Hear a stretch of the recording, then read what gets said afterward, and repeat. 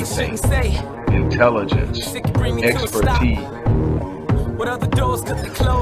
Hey, how much am I willing to give up? Stand commitment and are not committed to the struggle. Acquiescing to the struggle, they're committed.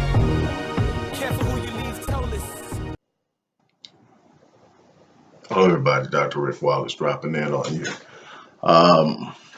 First of all, I want to thank everybody for the continued support as we work to recover from having the primary channel taken down for absolutely no legitimate reason. We know why we're targeted more than any other YouTube user. And when I say we, I don't simply mean me and the Odyssey Project, the Black Voice, and so forth. I'm speaking of new Black media, those who are speaking truly truth to power as it pertains to the Black plight. You got to think YouTube, which is owned by Google, has a workforce population that is close to 80% white male. There's nothing else left to be said. The way things are evaluated, the way things are judged, the way the rules are consistently changed and altered, it's a consistent move to try to control the content that truly produces truth and power while maintaining the opportunity to make money off of us whenever possible.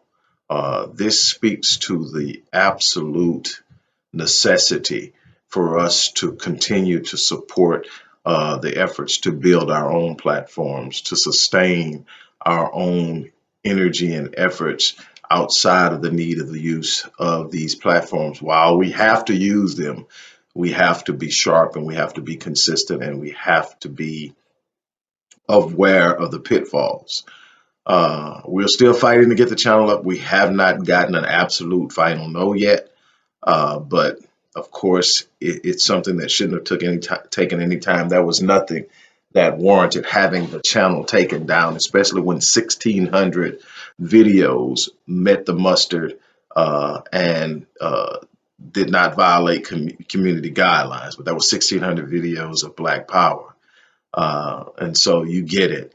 So we need to keep moving forth. I'm going to consistently give you the best that I have. I'm going to consistently address the issues that very few are willing to address with the truth that very few are willing to speak. My goal is not to be some paid lecturer. My goal isn't to be patted on the back as some super scholar. My goal isn't to be the person with the most likes and the most subscribers. My goal is to speak truth to power in a way that is revelational in the sense that it brings an awareness to causality. And through the awareness of causality, we come up with solutions. We address the causes. We stop complaining about the symptoms. We start doing, that's what Black Men Lead is. That's what the the Blueprint 1.0 is. That's what Music is Life is. That's what Restoring Ghettos Forgotten Daughters, all the programs that we have created and implemented comes from the thousands and thousands and thousands of hours of research that I have committed myself to over the last 30 plus years. And it's all been for the purpose of creating solutions.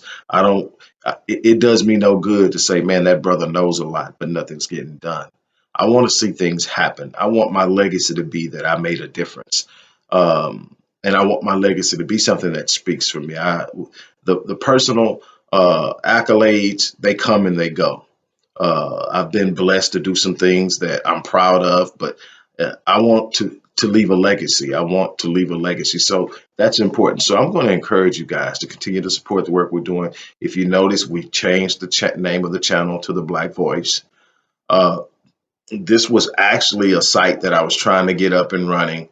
It was taking some time and it was moving slow, but it was going to be for the Visionetics Institute. And I'm going to change that and put another channel up for the Visionetics Institute and move a lot of the videos that need to go over there to that particular channel, so it's solely for that.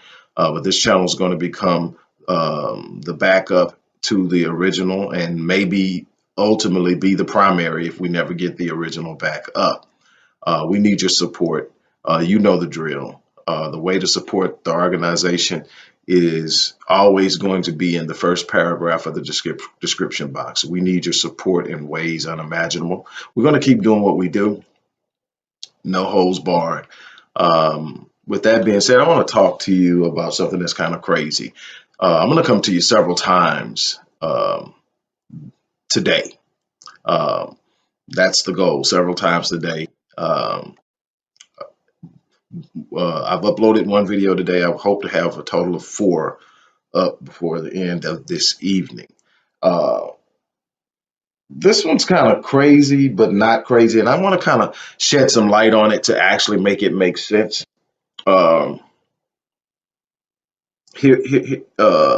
Maybe I mean, nobody, unless you live under a rock, missed the big thing with Ti talking about going to his daughter's um, visits with her OBG um, OBGYN, and asking for verification of her virginity, and to specifically the term or the phrase was, we had we had a, we want to make sure her hymen is still intact. And to me, that is going way, way, way, way, way, way, way, way beyond what it is. I've never been to one of my daughter's visits on their woman's wellness visits or anything like that when that started. I'll take them to their general practitioner visits, sit out in the weight room and wait. And, the doctors say they're healthy. That's all I need to know. But as far as going to those visits with the OBGYN, that's something that their mother did. And I didn't need to know the details. If the baby was healthy, that's all I needed to know. Where I worked with my daughter, I taught my daughter worth. I taught my daughters the importance of who they were. I taught them to value themselves. I taught them through the way I treated them, through the way I treated their mothers, even after uh, the breakup. I taught them by trying to carry myself a certain way around them, to handle them a certain way, to never put my hands on them, to never handle them rough, to never raise my voice to them. I taught them the type of man that they should look for. And I never asked about whether they were active or not. I taught them to be responsible. I taught them to care for themselves. And I'm not a perfect father, and I'm not doing this to brag. I'm saying that in that I don't know when any of my daughters lost their virginity, but what I can tell you is my oldest is 34. She married her first. They've been married now for over 10 years, been together for 14. My 27-year-old, I don't know when she lost her virginity, but she's married to her first. Uh, my next daughter, she's graduating from college tomorrow. She doesn't have any babies, no drum. I don't know what the situation is. Her first died, but that's the situation, and so I don't know what's going on. We haven't had the talks, but I trust her, and no matter what happens, I'm going to love her anyway.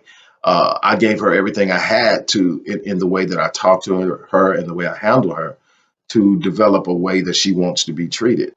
And hopefully that's the guy she chose. So my thing isn't so much about trying to stop her from doing something. My focus is on, when you choose to do it, choose somebody that deserves it. That's my thing. I can't tell you that. I'm not controlling your body. I'm teaching you to value it. So that was me, and I didn't like it. My thing is, that's some weird shit going on with that. Excuse me, but why I'm talking about it now, I kind of just stayed away from it initially. But why I'm talking about it now is somebody decided to bring it back up by talking about they did it too. This time it was a female. Uh, and it was Rah Digga, the rapper, who talked about she did it with her daughter, and everybody's like, "Here we go with this thing. What in the hell is up with Hymen?" Well, first all we have to understand is this isn't something new. They didn't just come out of the blue and come up with this. This is old. This goes back. I don't know if it goes beyond slavery, but it definitely goes back to slavery, and it definitely goes back to the first generation after slavery. And and you have to see it in the truth of what it is. It comes from the objectification of women. And I know brothers not gonna like this, but we have objectified women. We treat women differently than we treat men. One of the things that I took value in is the same way that I taught my daughters to value themselves. I taught my sons the same thing. I didn't teach them how I was taught. I didn't teach them that their manhood would be validated in how many women or females they could bed. That made them, conquerors because they could bed women. I taught them to be careful about who they chose to sleep with because that was a lasting impact. Both one's over 30, one will be 30 this coming year, and they don't have any serious relationships that I'm aware of. They don't have any babies either. For the older, now I do have my 27-year-old, but he's with his girl. My grandson is now what, a year and a half, and it's just that one, and they're together, they're working, they're growing together and everything like that. Next stage is to get them married. Would have preferred them to be married first, but hey, look. But it was never a double standard. I never sit up and thought it was cool for the boys to be doing something and then giving the girls a different standard. But that comes from the objectification of women. See, where we're looking at this is it's weird to us because first of all, why is the dude sitting up and worried about this? But we have to come back as the objectification. See, when in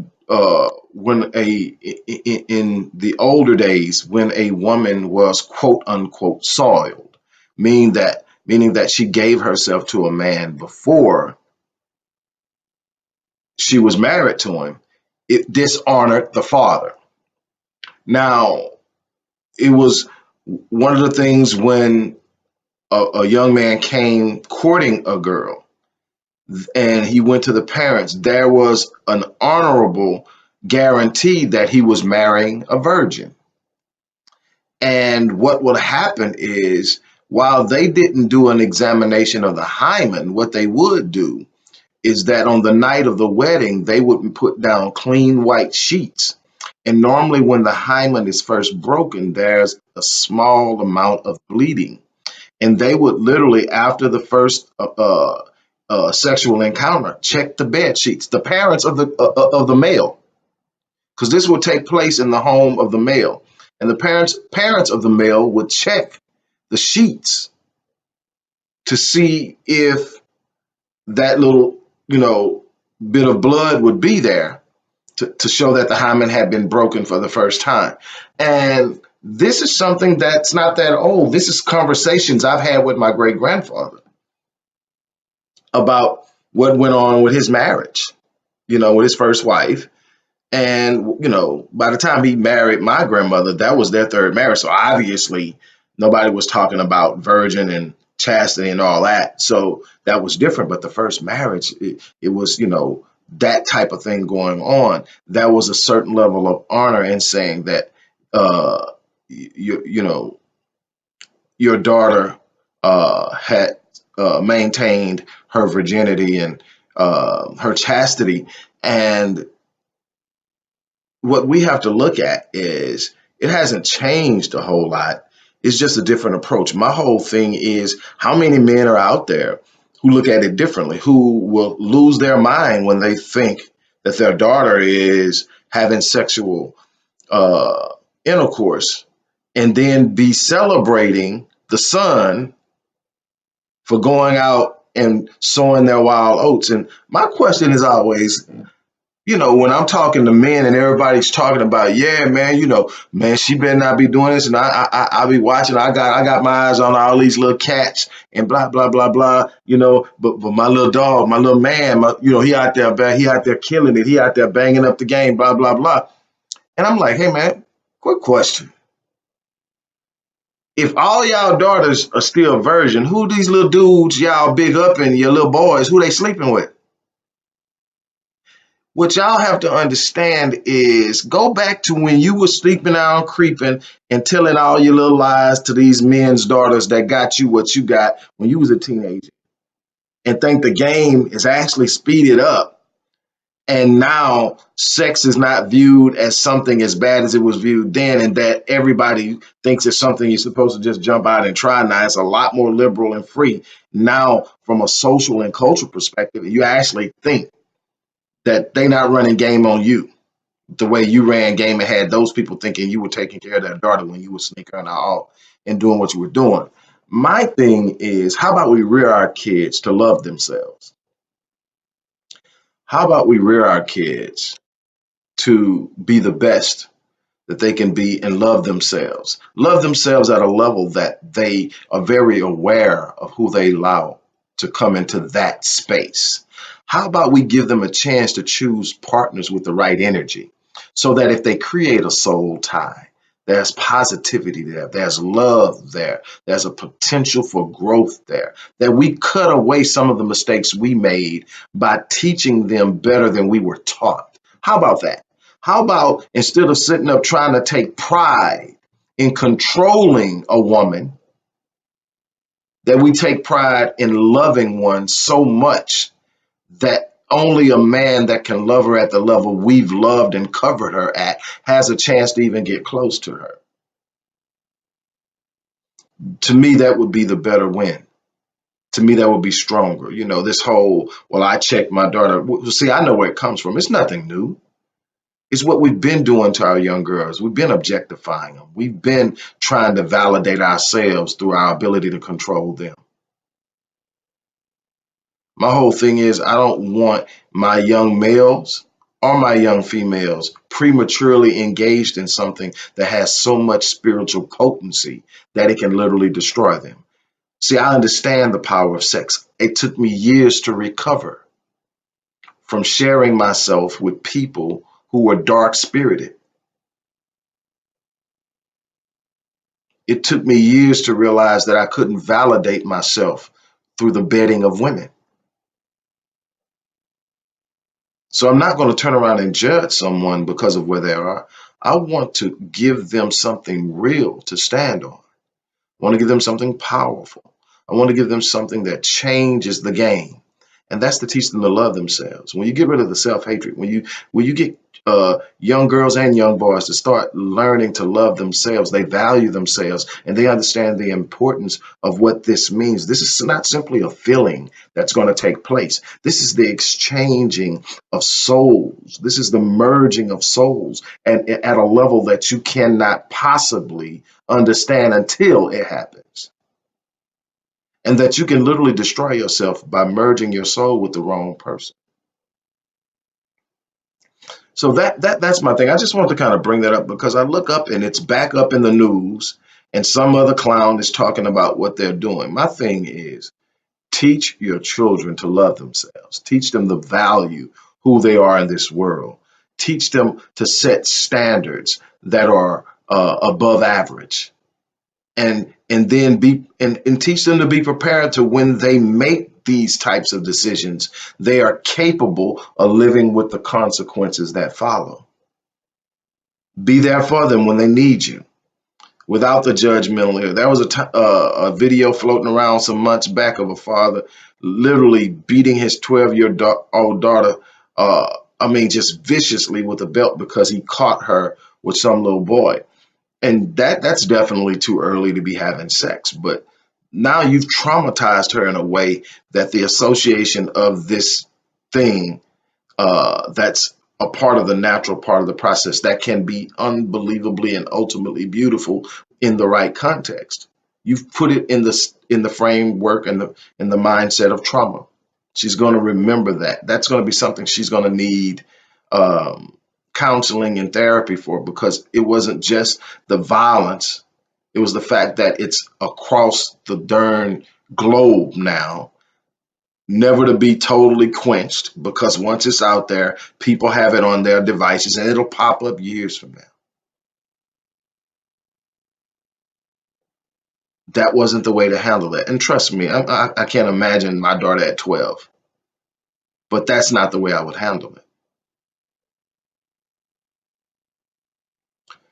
But that's just something I wanted to drop on you guys. Hopefully, you know, you hopefully you get where I'm coming from with that. And on that note, look, I'm gonna get out of here. Once again, we definitely need your support. You guys support the work that we're doing at the Odyssey Project. You know about the Black Men Lead Rite of Passage program. You know about Restoring Ghettos Forgotten Daughters. You may know about the Music is Life program. The Music is Life program is something else that I'm excited about. It's about teaching all Black kids to play at least one instrument and to learn to read music. The manner in which a child's creativity increases when they learn music is unbelievable. The increase in self-confidence is unbelievable. There's so much going on that literally just learning to play one instrument and learning to read music is unbelievable. Even if that's never going to be the thing that they're really truly about, it provides so much confidence, so much creativity, so much imagination. Um, as well as an outlet to express themselves. So that's the Music is Life program. There's so much more. The Blueprint 1.0, the Code of Conduct, and so much more. But anyway, support the work we're doing. We're asking that. And on that note, I'm going to check out here. You guys have an unbelievable day. I'm out. Peace.